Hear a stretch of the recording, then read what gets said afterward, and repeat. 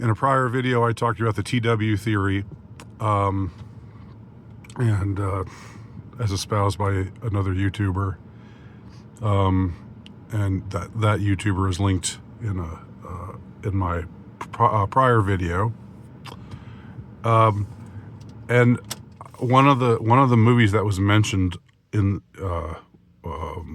along these lines was a movie directed by Ron Howard that came out in 1992 called Parenthood.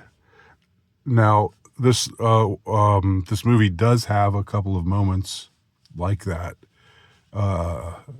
involving little boys in what seems like maybe unnecessarily, an unnecessary state of undress that really didn't need to be there in the movie, but was just sort of what was seen as harmless at the time. So that was what I was interested in watching this movie again, not just to look for those kinds of scenes, lest anyone get the wrong idea about me, because that's definitely not where my inclinations lie. But just to see if it's true that there maybe were some things, there was maybe some inappropriateness that flew under the radar.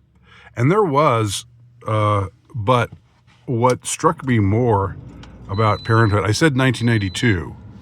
This movie did not come out in 1992. It came out in 1989. That's a crucial difference, because this is a movie that would never get made today. This is a movie that features a bunch of rich, white, prosperous people, mostly prosperous, not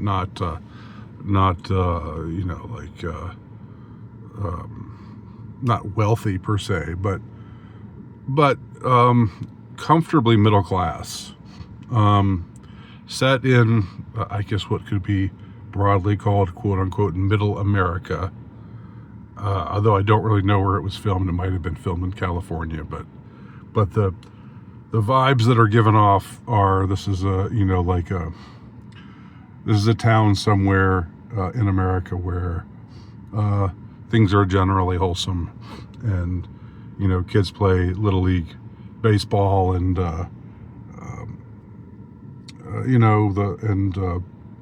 the dads have a good enough job to support a family of 3 kids and 1 wife, which I guess was still viable even as late as 1989. And what struck me about this movie was not any of the TW stuff. What struck me about this movie as I watched it again is just how pro-natalist this movie really truly is, in a way that you would just never see today. There are all these white people, all these white families. To be clear, there are, let me see, there's the main family, which is Steve Martin and Mary Steenburgen, and they have 2 little boys and 1 little girl. They've got their issues that they're working through. They've got a child who gets a little overly frustrated, a little overly emotional at times. Steve Martin's character doesn't get the promotion at work that he thinks he should get, and so there's some struggle about that. Mary Steenburgen's character is wondering if maybe she wants to return to work again, but then she finds out that she's pregnant again. And this is, I'm thinking she's 40 or close to 40, when this movie was made. So that's one family. Then we also have Diane Wiest, who's a divorced mother with 2 kids. She's got an older daughter who's kind of got an attitude. And then she's got a son who's actually none other than Joaquin Phoenix. And he's someone who's just sort of struggling to get by, sort of in the awkward stage of adolescence, young adolescence. He's 13, 14. He brings home a videotape, and it turns out to have pornography on it. And so that's that becomes an issue that must be discussed, when it gets found, and the boy's humiliated, and all this stuff is happening with them. So and meanwhile the daughter has a boyfriend who's none other than young Keanu Reeves, who plays his typical Keanu Reeves kind of stoner-esque kind of guy, except the difference is in this movie they actually, well, of course they're fooling around, of course they're having sex in her bedroom when her mom's in the house, and her mom just either doesn't know or is just clueless about it, or whatever the case may be. But we find out at some point along the way they get married. They have a young teenage wedding. He's she's maybe like close to 18. He's, I don't know, probably not older than 20. And then there's one other family, which is Rick Moranis and his wife who's way out of his league in looks, and also a couple of inches taller than he is, but that never becomes an issue in the movie. Different time. And he's got a successful job, and they've got a daughter. But the thing is, his whole thing is he wants his daughter to he sort of wants to coach his daughter into becoming a genius, and is a little over the top as far as that goes. And she reveals that she wants more, both more from him, more. She likes the idea of going on a romantic vacation together so they can get closer as a couple, and she also wants to get pregnant again. So all this stuff, it just kind of sounds really kind of banal. It's kind of, and it is. This is not, I would not say this is a good movie. I would not say this is a movie that you should rush out and see for its quality. I guess there are a few funny moments, but what you have is an all-white cast, an extended family, all of whom are white, with there's one exception. There's a character who's like this guy who's like the black sheep of the family, this completely irresponsible guy who goes off and gambles and blows all his money, and he comes back with a son that he's a little boy that he's sired with some lover, and it turns out the boy is half black, and his name is Cool. The boy's name is Cool. So except for Cool, who and eventually this deadbeat dad, this irresponsible gambler, got no good guy, a black sheep of the family, emotionally manipulative, always asking for money to pay back his debts. He just leaves his kid with his grandfather and her and his wife, and they sort of adopt this little kid.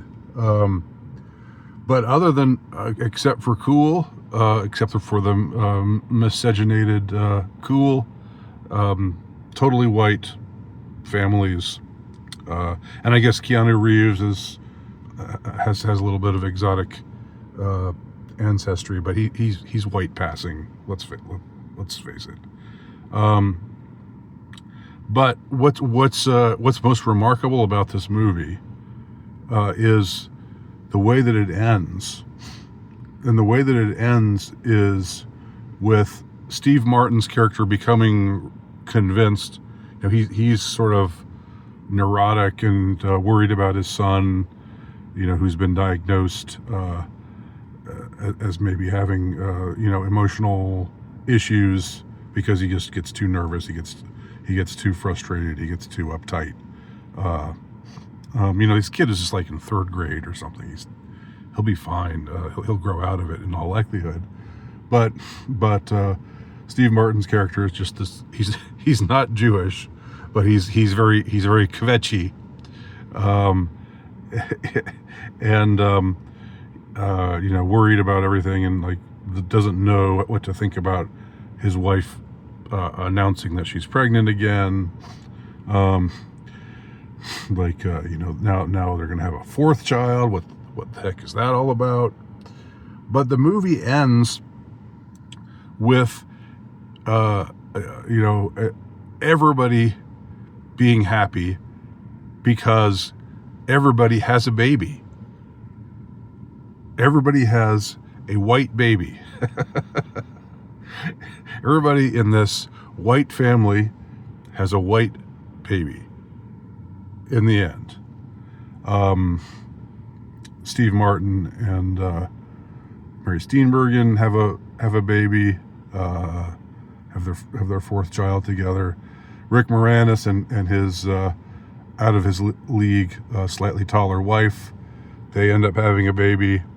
So Moranis, his character decides to cool it with his overly ambitious plans to make his daughter into some kind of genius, and gives in to his wife's desire to be,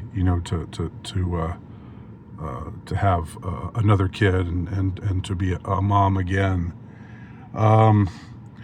The young couple, Keanu Reeves and the older daughter, have a child, and also in the end of the movie, the Diane Wiest character, the one who was the divorced mother of two, she ends up getting together with a teacher at one of their kids' schools, a biology teacher, who's just an ordinary looking guy,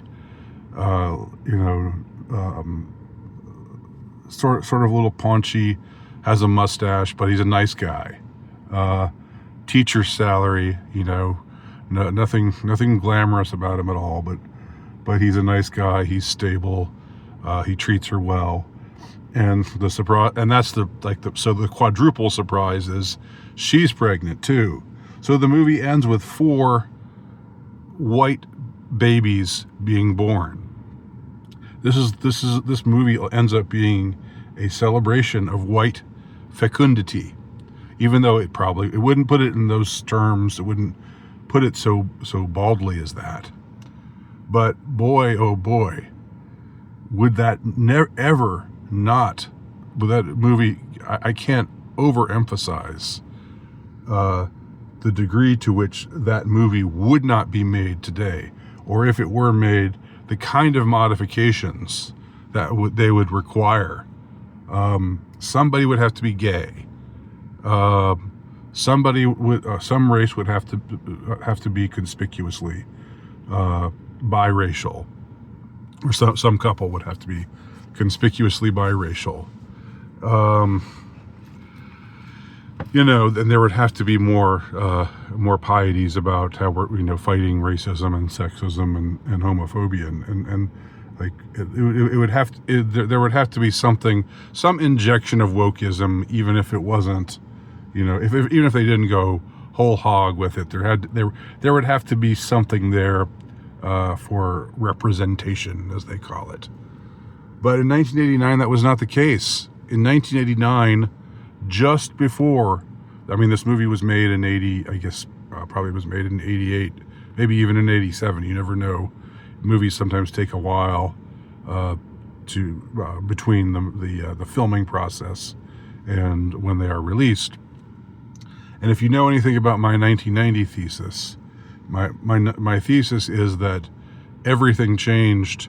Political correctness, which later became what got to be called SJWism, and what later got to be called wokeness, that was never a potent force in the culture, in the wider majority culture. It was not given any oxygen until the fall of communism, until the end of the Cold War. And this is a movie that came out right before the end of the Cold War. And you see how, you see the values of this movie are what it's saying, even though, as I said, it's not a good movie. It's not a movie that I would recommend for as far as quality goes. But what is it saying? It's saying family is good. Family can be crazy. It can be chaotic. Sometimes you're left in situations that are that are driving you a little crazy, and you're not entirely sure if things are going to work out for the best. But what the elderly great grandmother character says at the end of the movie, she says it's like a roller coaster ride, and you go up and down and all over, and I love the roller coaster, and it's because it's fun. And so family is compared to being on a roller coaster. And then as if to just drive the point home that family is good, we have 4 new white children being born. So this was right at the end of the Cold War, when it was still when you still had movies and commercials and everything else that mostly were not trying to subvert the family, that mostly were saying family is good, children are good,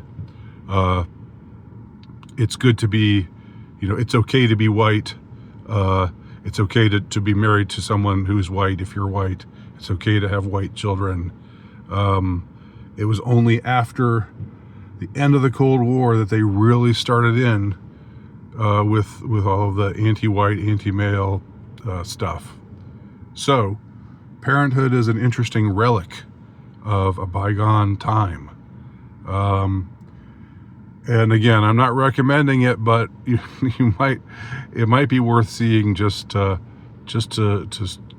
see what I mean, just to see how much things have changed, and how you would never have anything this wholesome made today. And it's interesting, and I think the wholesomeness, I'm not saying the wholesomeness isn't manufactured, because it probably is, but still, manufactured wholesomeness is sure a hell of a lot better than unmanufactured, than either unmanufactured or manufactured unwholesomeness, which is mostly what we have today.